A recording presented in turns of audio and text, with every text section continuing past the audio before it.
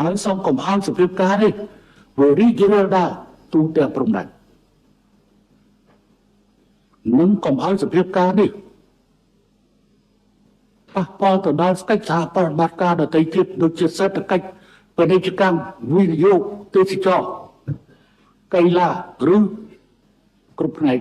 ដែលយើងមានកិច្ចសហប្រតិបត្តិការទៅគ្រប់ផ្នែកទាំងអស់គឺស្នើសុំឲ្យបងប្អូនប្រជាពលរដ្ឋរបស់យើងមានការស្ងប់ចិត្តជឿជាក់ទៅលើសមត្ថភាពរបស់រាជរដ្ឋាភិបាលនិងកងកម្លាំងប្រអាវុធ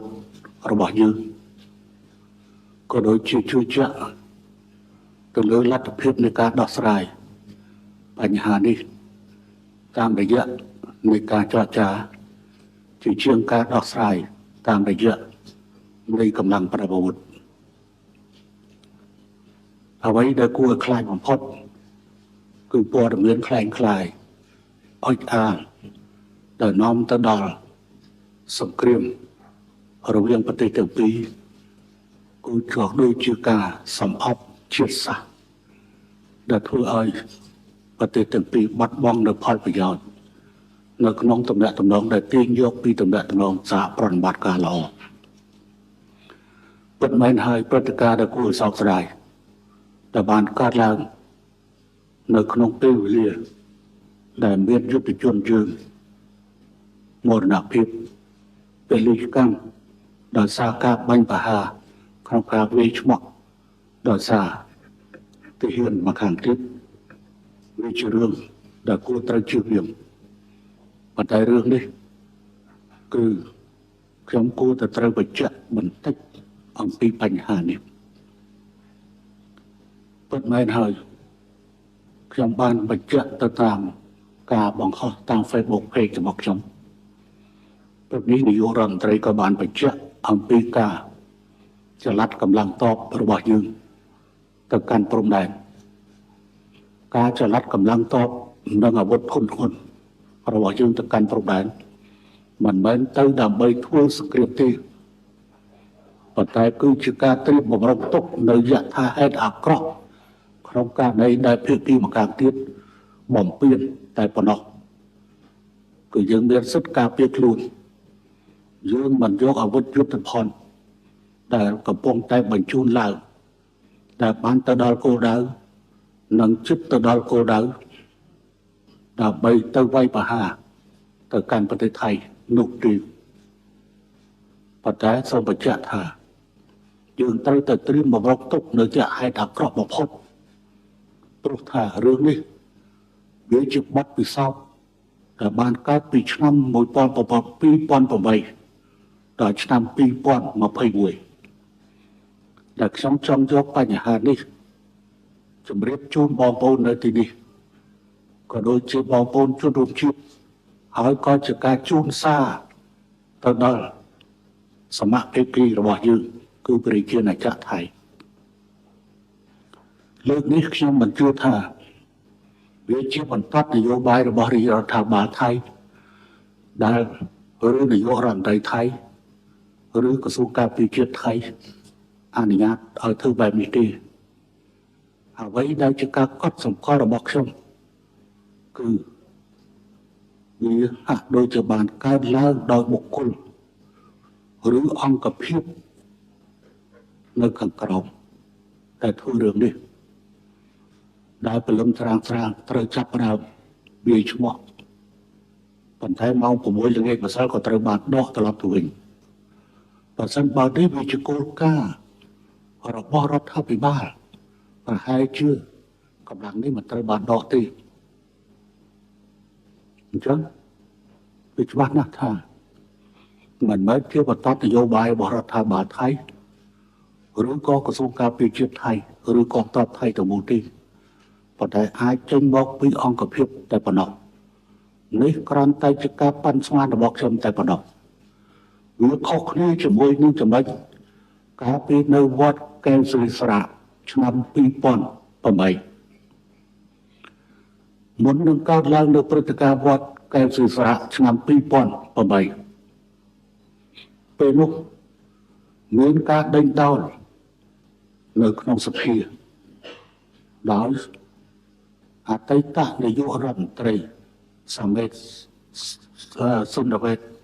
សមៈសុនដវេតជាមួយនឹងមេបកប្រឆាំងអភិសិទ្ធវិជ្ជាជីវៈហើយដល់ពេលនោះពួកបកប្រឆាំងអះអាងទៅលើបញ្ហាអធិបតេយ្យរបស់គេលើប្រាសាទព្រះវិហារខ្ញុំគិតថាប្រទេសថៃនឹងមានឯកសារនេះគ្រប់គ្រាន់ក្នុងការឆ្លងឆ្លើយគ្នានៅក្នុងសភាកាលពីពេលនោះបន្ទាប់ទៅពេលដែលកម្ពុជាដាក់ប្រាសាទព្រះវិហារចូលទៅក្នុងបេតិកភណ្ឌពិភពលោកការចាប់ផ្ដើមដងកងទ័ពបំពេញចូលក្នុងវត្តកែវសិស្សរៈក្នុងពេលដែលយើងកំពុងតែធ្វើយុទ្ធនាការបោះឆ្នោត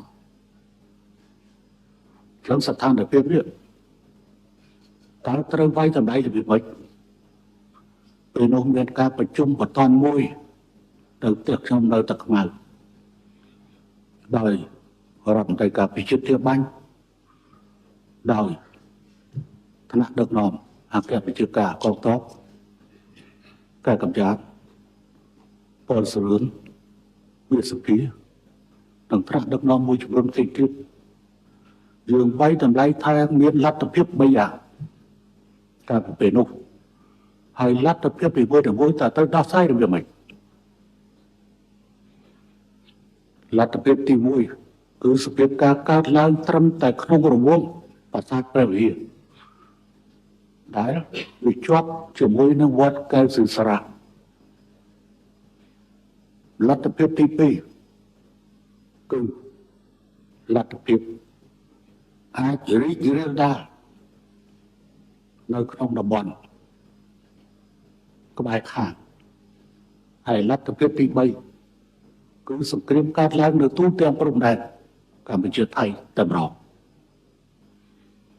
ដោយសារពេលនោះជាពេលវេលាតែយើងកំពុងតែឆាត់នៅក្នុងដំណាក់កាលនៃយុទ្ធនាការបោះឆ្នោតយើងក៏បានដាក់ចេញនៅជំរឿសផ្សេងគ្នាជំរឿសទី1គឺយើងបើសិនជាសភាពការនៅត្រឹមតែវត្តកែវសិស្សរៈនិងប្រាសាទព្រះវិហារការបោះឆ្នោតត្រូវប្រព្រឹត្តទៅធម្មតាដោយមិនមានផលប៉ះពាល់ទៅលើការិយាល័យបោះឆ្នោតណាមួយនោះទេហើយលទ្ធភាពទី2ប្រសិនបើវិរិយរាលដាលចេញក្រៅរង្វង់នោះ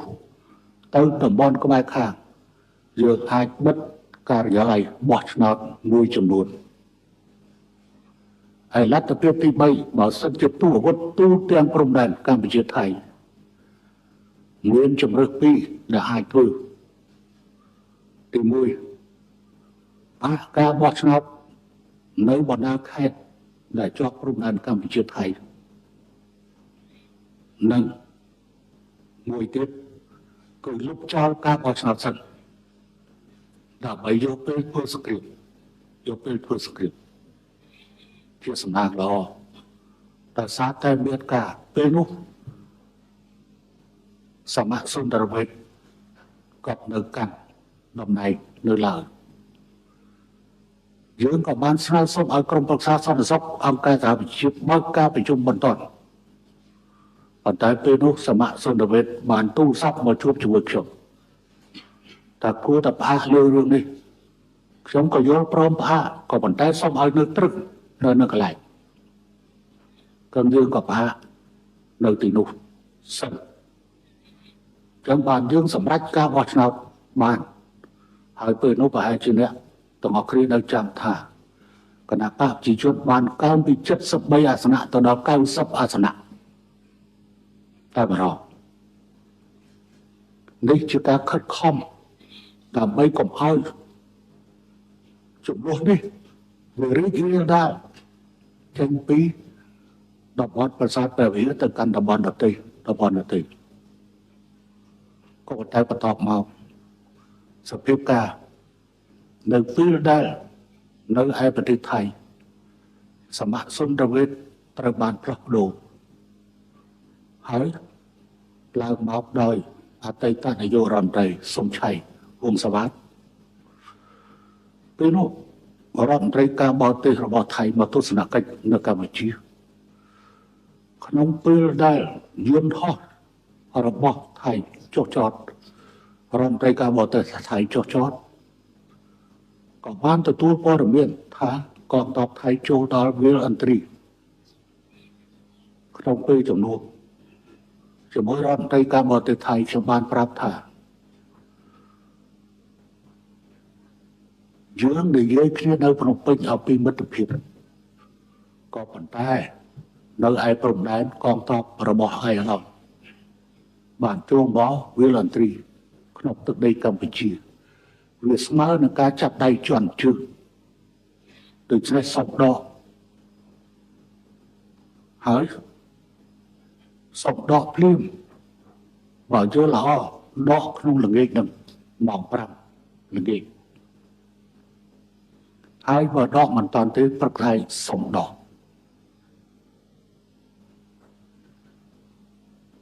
ខាងថៃក៏បានដកកងទ័ពនេះចេញកងទ័ពនេះចេញប៉ុន្តែប្រហែលជាគេមកអស់ចិត្តក៏ចូលមកវិញចូលមកក៏ប៉ះទៅកិច្ចគ្នាតែម្ដងហើយដល់ពេលនោះយើងចាប់បានឆ្លើយសឹកចំនួន3រូបក្នុងមួយរូបបាក់ភ្លៅយើងថែទាំការពារ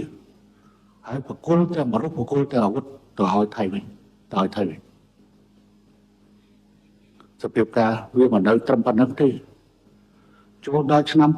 2009មានការចាប់ប្រើផ្ទុះអាវុធនៅតំបន់ប្រាសាទព្រះវិហារដែលពេលនោះពេលផ្ទុះអាវុធខ្ញុំនៅខេត្តប្រសេនុនោះនៅពេលដែលផ្ទុះអាវុធប្រវិតពងសវណ្ណដែលជាអតីតរដ្ឋមន្ត្រីការពារជាតិរបស់ថៃបានទូរស័ព្ទមកខ្ញុំតើសាប្រវិតពងសវណ្ណមិនអាចនិយាយភាសាអង់គ្លេសបានខ្ញុំក៏ពិបាកប៉ុន្តែវាសម្ដៅល្អត្រឹមថាសម្ដេចរាជាគាត់នៅជាមួយខ្ញុំក៏ហុចទូរស័ព្ទឲ្យគាត់និយាយគ្នាយើងសន្យាថា20នាទីទៀតឲ្យបាច់ទាំងអស់គ្នាបានទាំងអស់គ្នាអាហ្នឹងគឺជារឿងនៅប្រាសាទព្រះវិហារហើយស្លាកស្នាមដែលមានការបាញ់នៅទីនោះគឺច្រើនណាស់ហើយក្រោយមកទៀតក៏មានការវាយទាំងយប់ហើយពេលយប់នោះហើយដែលយើងបានបញ្ជូនលិខិត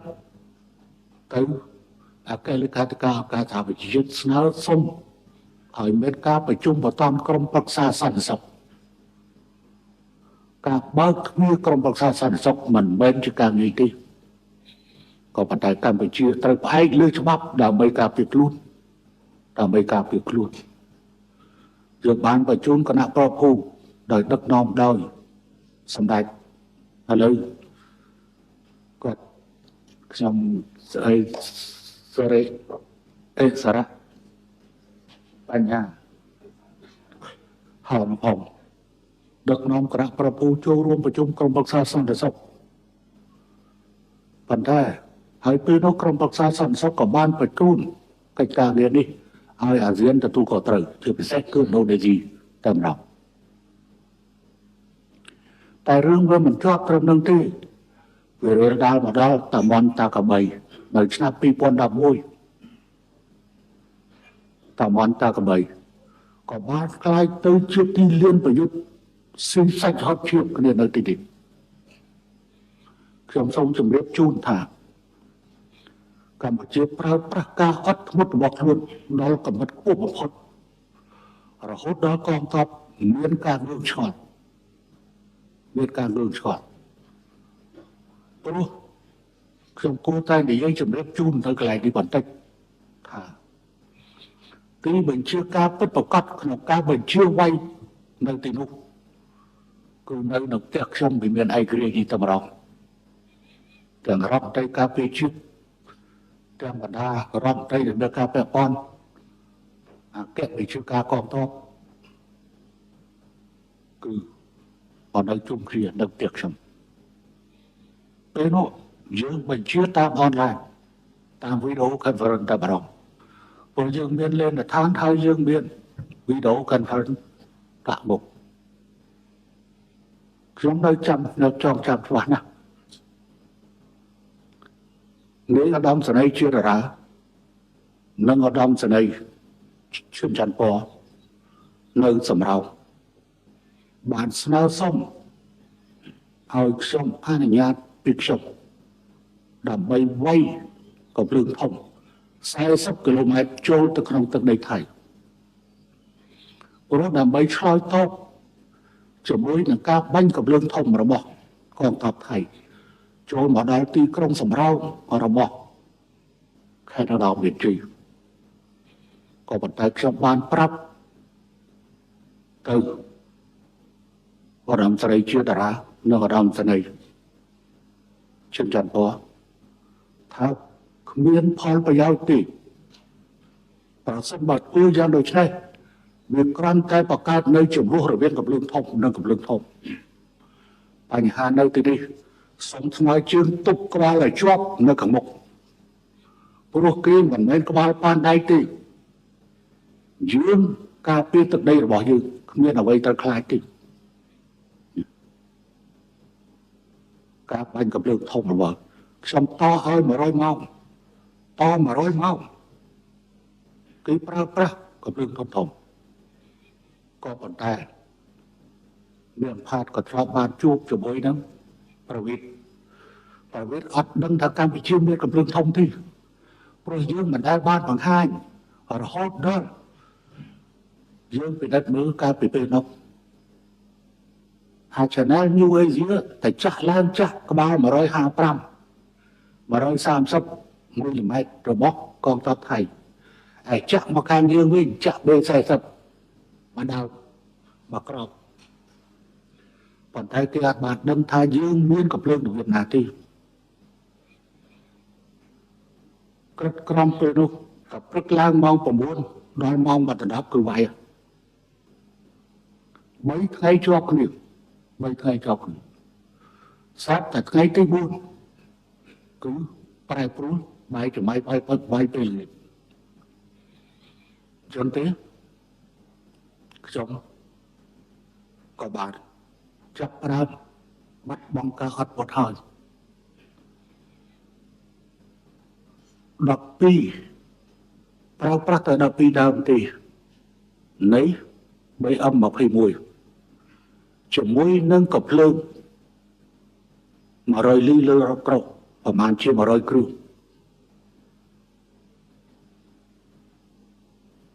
ខ្ញុំបានថាថ្ងៃស្អែកយើងតាប់5វាយបកដោយកំភ្លើងធំហើយព្រោះបងប្អូនខាងមុខមិនមានការអត់ធ្មត់ហើយនឿយណាយឆ្ងល់ជាមួយនឹងការមិនព្រមឲ្យបញ្ជាបាញ់កំភ្លើងធំប៉ុន្តែនេះបង្ហាញពីឆន្ទៈរបស់កងទ័ពកម្ពុជាជាពិសេសខ្លួនខ្ញុំតែម្ដងបើទោះបីខ្ញុំធ្លាប់ជាអ្នកប្រយុទ្ធដោយផ្ទាល់មិនមែនជាទាហានដែលចេញមកដោយខ្វះការពិសោធន៍ក្នុងការប្រយុទ្ធទេខ្ញុំជានាយទាហានផងជាកូនទាហានផងជានាយទាហានផងហើយជាអ្នកបង្កើតទាហានទៀតថ្ងៃនោះនៅពេលបាយថ្ងៃត្រង់នៅពេលព្រឹកខ្ញុំប្រាប់បងប្អូនពេលទៅជួបជុំគ្នាថា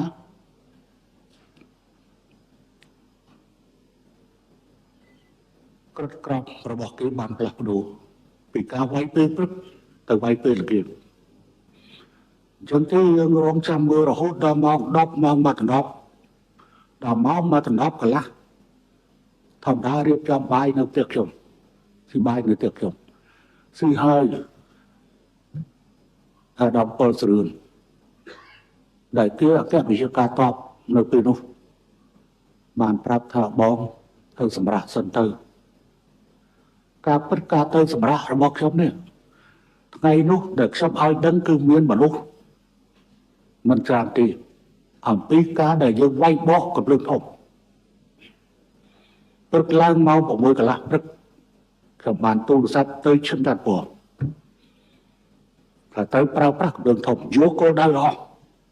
យកគោលដៅអស់ខ្ញុំបានប្រាប់ទៅសម្ដេចវិជ័យប្រាប់ទៅ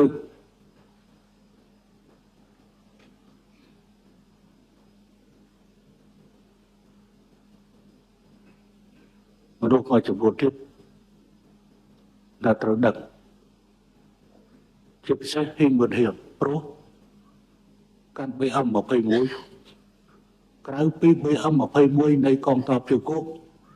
នៅមាន BM21 នៃកងអង្គរៈតែត្រូវចល័តទៅគុំជាមួយគ្នាខ្ញុំក៏ឡើងទៅសម្រាប់ម៉ោង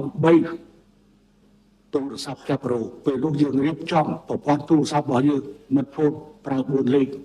ទៅចេះនិយាយហៅពេលដែលទូរស័ព្ទរោគឺឃើញឈិតច័ន្ទពណ៌ហៅថាសម្ដេចចាប់ប្រើផ្ទុះហើយខ្ញុំក៏បានសួរទៅឈិនបានពណ៌ថាតើ BM21 យកគោលដៅអស់ហើយទៅថានៅសល់ម្ដងទៀតថាបាសិនគ្រប់ទាំង12ដើមគោលដៅយកអស់ហើយបានចាប់ប្រើវាយហើយពេលដែលវាយកំភ្លើងលើរថកោះទាំងអស់ត្រូវវាយទាំងអស់អញ្ចឹងខ្ញុំក៏ឈឺទៅមួយទឹកចេញមកវិញគឺទូរស័ព្ទរោទៀតទូរស័ព្ទរោហើយទូតារៀបចំគោលដៅអស់ហើយបានគោលដៅផ្ទុះចាប់ប្រាំវាយព្រឹបតែម្ដងវាយហើយខ្ញុំចាប់ប្រាំចុះមកខ្ញុំបានប្រាប់ទៅឲ្យដើមទាបាញ់ថាត្រៀមទទួលទូរស័ព្ទពីប្រវេទវងសវណ្ណបន្តិចទៀតគឺនឹងហៅប្រាក់សុខុនគឺជាអ្នកគាត់ត្រាស់ទុក12នាទីក្រោយគឺប្រវេទវងសវណ្ណហៅទូរស័ព្ទអញ្ចឹងទេការដែលយើងបញ្ជូនកងទ័ពឡើងទៅទល់ដែននៅពេលនេះបង្ការយៈថាហេតុតែប៉ុណ្ណោះមិនមែនការបញ្ជូនទៅដើម្បីទៅវាយថៃទេប៉ុន្តែក្នុងករណីដែលមានការឈ្លានពានគឺយើងប្រព្រឹត្តការពារឯករាជ្យអធិបតេយ្យភាពរបស់យើងរឿងនេះដាច់ខាតហើយឥឡូវទោះបីជានាយករដ្ឋមន្ត្រីនៅក្រៅប្រទេសក៏ប៉ុន្តែសម័យ digital សម័យ online នាយករដ្ឋមន្ត្រីអាចបញ្ជាតបបានគ្រប់ពេលព្រមម្សិលមិញគឺនាយករដ្ឋមន្ត្រីវល់ខ្លាំងណាស់ក្នុងការបញ្ជាមកអគ្គបញ្ជាការទៅមេបញ្ជាការជើងគោកព្រោះដោយសារអតីតនាយករដ្ឋមន្ត្រីបច្ចុប្បន្នគឺជាអ្នកដែលធ្លាប់ចូលប្រឡូកនៅក្នុងសមរភូមិតបនតាកបីនិងព្រះវិហារនោះឯងដូច្នេះគេដឹងរឿងភូមិសាស្ត្រលើសពីខ្ញុំទៅទៀតលើសពីខ្ញុំទៅទៀតហើយអាកន្លែងដែលបញ្ហាកើតឡើងពីម្សិលនេះជាទីកន្លែងដែលឆ្នាំ2009ខ្ញុំទៅកន្លែងនោះអត់អីបានជាទឹកដីគេពីដើមវាមានសាលាមួយតែសាលានោះវាឆេះហើយខ្ញុំទៅអង្គុយកន្លែងនោះអញ្ចឹងបានខ្ញុំមិនអស់ចិត្ត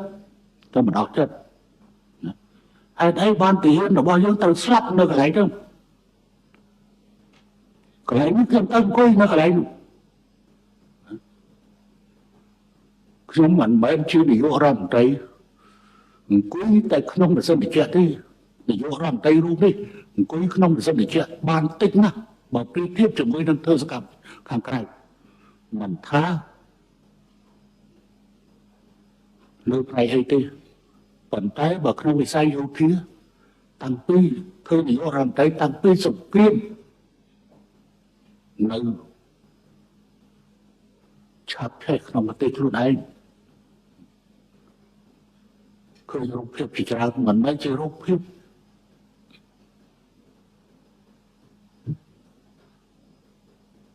បង្ហាញអំពីការទៅថតបែបថតភាពយន្តនេះ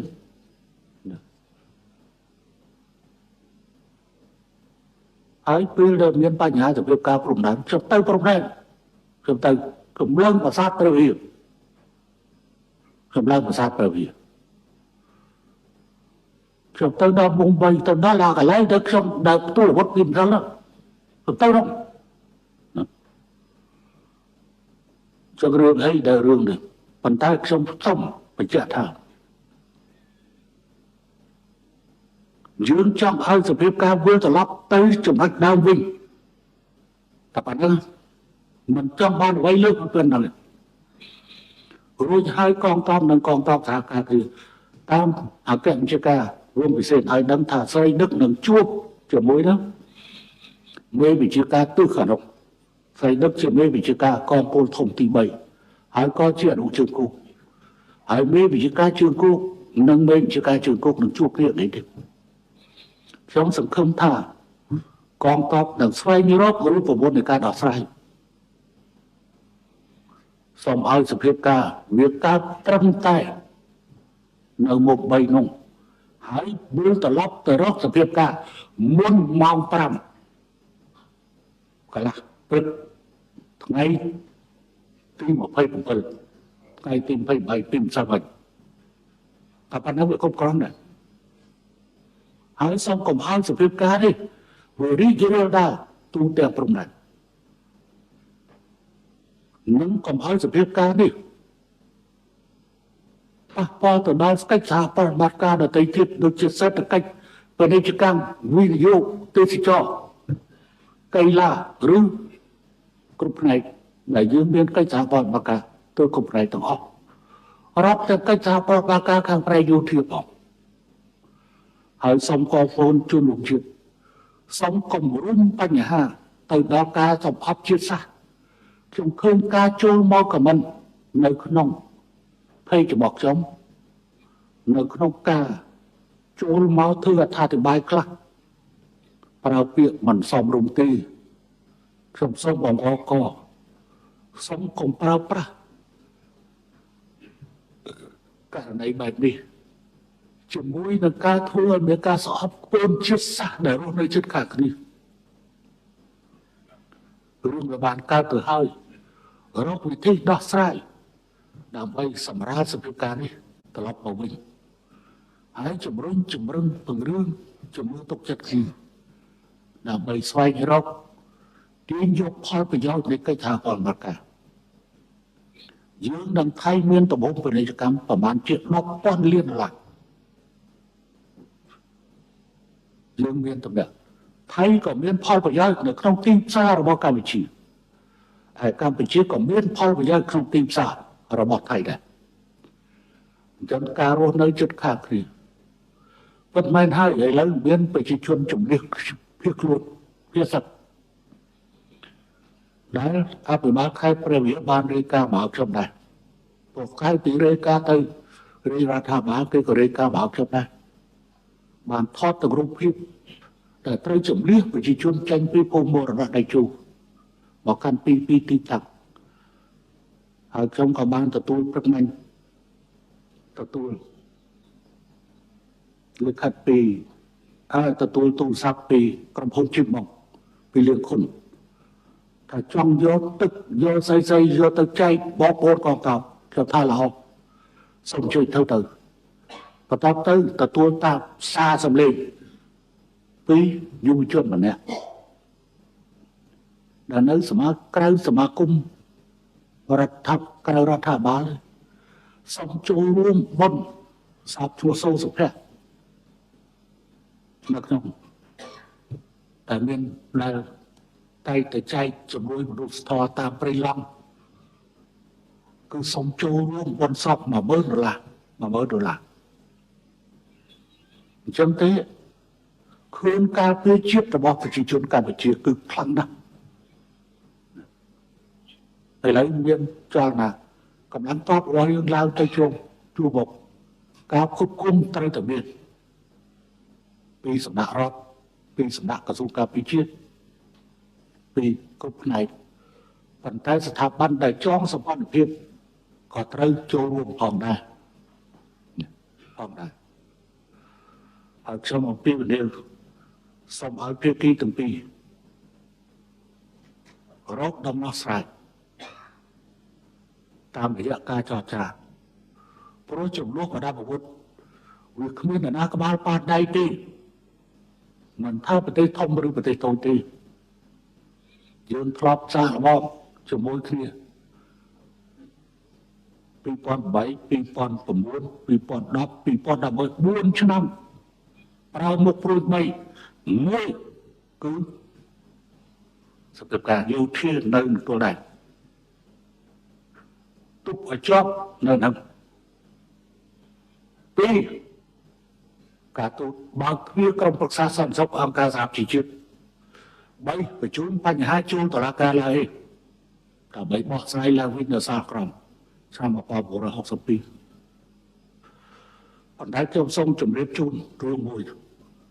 ផ្ដាំទៅសិទ្ធិលំតគុលដែលយកកម្ពុជាធ្វើជាសត្រូវក្នុងអតីតកាលហើយពេលនេះក៏នៅតែធ្វើជាសត្រូវរបស់កម្ពុជាដែរពេលនោះសិទ្ធិលំតគុលគេធ្វើជាថាយើងត្រូវតែវាយមកដល់យកអង្គរវត្តរួចហើយចាំដោះដូរជាមួយនឹងប្រាសាទព្រះវិហារខ្ញុំបានឲ្យទៅបញ្ជាទៅកងទ័ពទៅឲ្យពលស្រួលប្រាប់ថាសម្រាប់តំបន់ប្រាសាទព្រះវិហារពីមុំ3ចូលមកដល់តាមន់តាកបីមកដល់អូលស្មាច់ត្រូវទប់ឲ្យជាប់នៅកន្លែងហ្នឹងដាច់ខាត់អត់ឲ្យចូលទេប៉ុន្តែបើហ៊ានវាយខាងថ្មពុះវាយខាងប៉ោយប៉ែតបើគេចង់ចូលបើកឲ្យចូលមកបើកឲ្យចូលខ្ញុំបង្ហាញពីយុទ្ធសាស្ត្ររបស់ខ្ញុំហេតុអីបានត្រូវបើកឲ្យចូលទីមួយបញ្ជាក់ថាអ្នកឯងកំពុងវាយចូលដីរបស់ខ្ញុំហើយឲ្យពិភពលោកបានឃើញទីពីរកងទ័ពកាលណានៅមិនតាន់នៅពង្រាយទេកងទ័ពនៅក្រាស់ប៉ុន្តែកាលណាពង្រាយភ្លាមគឺកងទ័ពដូចខ្សែយឺតចឹងអញ្ចឹងកងទ័ពតែស្រាងយើងទៅវាយកាត់យកទៅម្ដងអញ្ចឹងទៅស្ដាប់សិទ្ធិលោកតកុលលោកឯងមិនមែនជាមេតបទេដែលហ៊ានប្រើប្រាស់ថាត្រូវតែវាយយកកវត្តសិនរួចហើយចាំដោះដូរជាមួយប្រាសាទព្រះវិហារប៉ុន្តែយុទ្ធសាស្ត្រដីជួលសែនក៏អនុញ្ញាតឲ្យលោកឯងចូលដើម្បីគោលដៅពីរទីមួយប្រាប់ទៅពិភពលោកថាអ្នកឯងកំពុងវាយចូលដីខ្ញុំទីពីរឲ្យកងទ័ពអ្នកឯងស្ដើងដើម្បីខ្ញុំវាយកាត់នៅក្នុងទឹកដីរបស់ខ្ញុំពួកគេគ្មានក្បាលប៉ាដៃទេគេមិនមែនទូលត្រង់ស្អីមកជាមួយទេគេមិនមែនទូលត្រង់ស្អីមកជាមួយទេខ្ញុំគ្រាន់តែលើករឿងអតីតកាលដើម្បីមកបង្ហាញនៅទីនេះបើទោះបីជាចំនួន4ឆ្នាំប៉ុន្តែពេលនោះយើងអត់មាន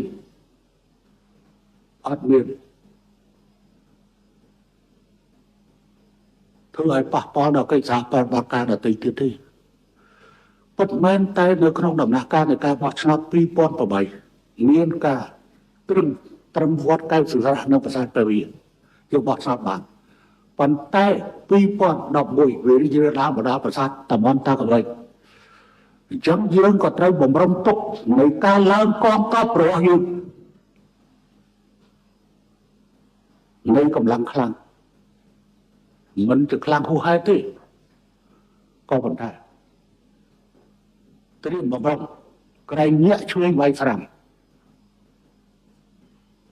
យើងមិនបែរទេ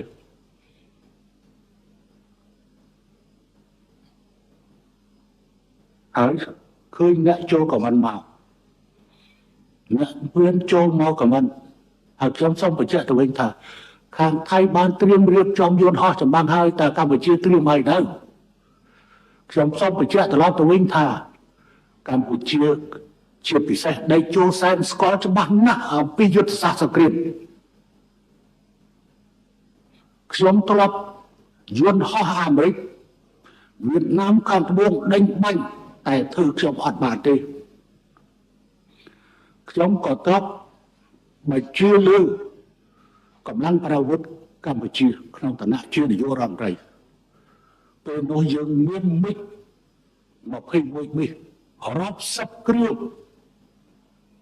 ប៉ុន្តែយើងមិនដែលយកមិចទៅវាយកន្លែងណាមួយទេផ្ទុយទៅវិញមួយឆ្នាំត្រូវឲ្យវា380តោនមួយឆ្នាំ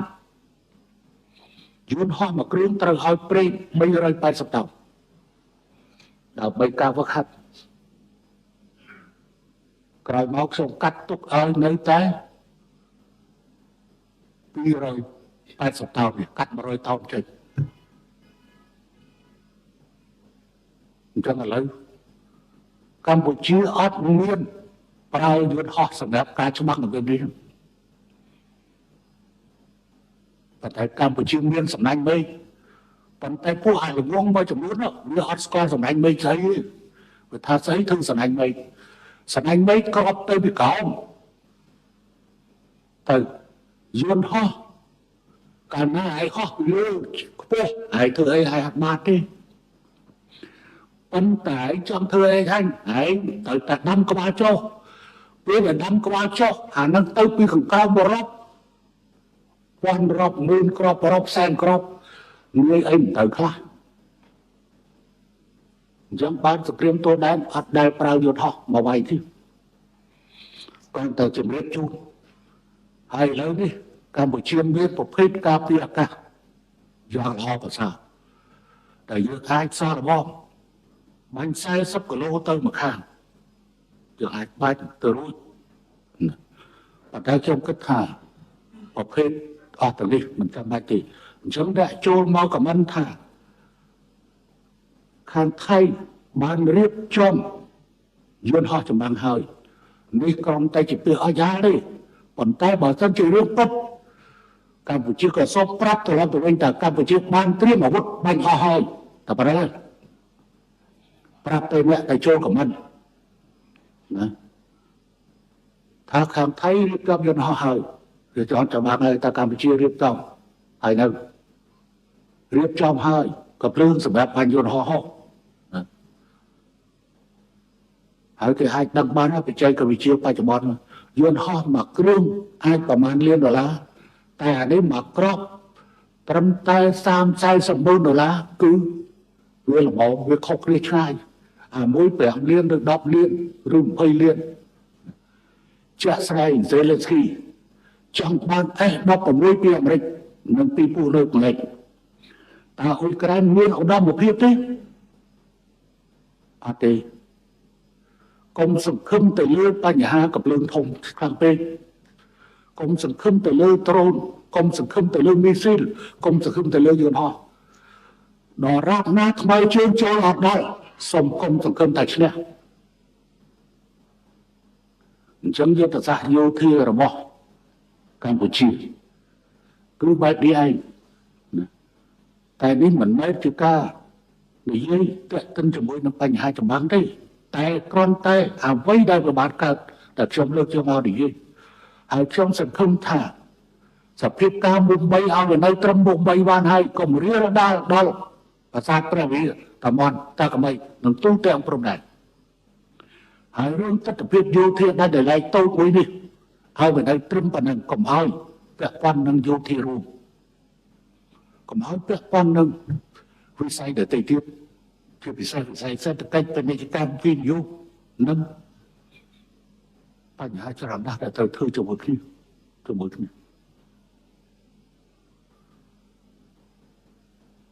ុំមិនមែនជានាយករដ្ឋមន្ត្រីទេក៏ប៉ុន្តែក្នុងឋានៈជាប្រធានព្រឹទ្ធសភាខ្ញុំមានសិទ្ធិនឹងនិយាយប៉ុន្តែខ្ញុំទុករឿងបញ្ជាកងទ័ពនេះឲ្យនាយករដ្ឋមន្ត្រីគេធ្វើទៅគឺសម្រាប់បញ្ជូន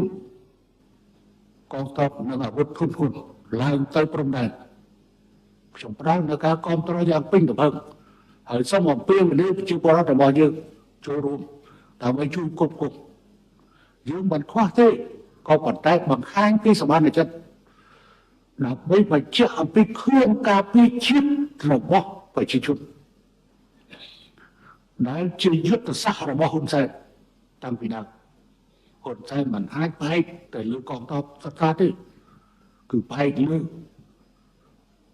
ការគ្រប់គ្រងរបស់ប្រជាជនខ្ញុំសង្ឃឹមថារាជរដ្ឋាភិបាលថៃថ្នាក់ដឹកនាំថៃក៏មានចិត្តគំនិតដូចខាងកម្ពុជាដែរគឺចង់ពង្រឹងទំនាក់ទំនងចិត្តខាងល្អទស្សនកិច្ច ខែមេសាកន្លងទៅរបស់នាយករដ្ឋមន្ត្រីអ៊ុងហ្គីក៏បាននាំមកនៅផ្លែផ្កាបន្ថែមទៀតនៃកិច្ចសហប្រតិបត្តិការមិនគួរត្រូវមានរឿងបែបនេះទេមិនគួរមានរឿងបែបនេះទេកម្ពុជានៅតែទទួលចង់បានការកសាងខ្សែព្រំដែនមួយជាមួយប្រទេសជិតខាងទាំងអស់ជាខ្សែព្រំដែនសន្តិភាពមិត្តភាពសហប្រតិបត្តិការនិងការអភិវឌ្ឍនេះជាបម្រាមបត្រាពិតប្រាកដសូមអរគុណហើយសូមប្រាំការសួរសុខទុក្ខចំពោះកងកម្លាំងប្រមុខគ្រប់ប្រភេទដែលកំពុងការពារនៅតាមព្រំដែនផ្ញើជូននៅការសួរសុខទុក្ខជាមួយនឹងប្រជាជននៅតាមព្រំដែនហើយរក្សានៅភាពនឹងដងតែក៏ត្រូវប្រុងប្រយ័ត្នហើយសូមឲ្យខេត្តព្រះវិហារដែលមានការក្បាតក្រហមជួយទ្រទ្រង់ជួយមើលការខុសត្រូវចំពោះជនភៀសសឹកដែលត្រូវបានជំនះចេញមកដាក់នៅទីតាំងផ្សេងដើម្បីធានាសុវត្ថិភាពសម្រាប់ប្រជាពលរដ្ឋខ្ញុំសូមបញ្ចប់ត្រឹមប៉ុណ្ណឹង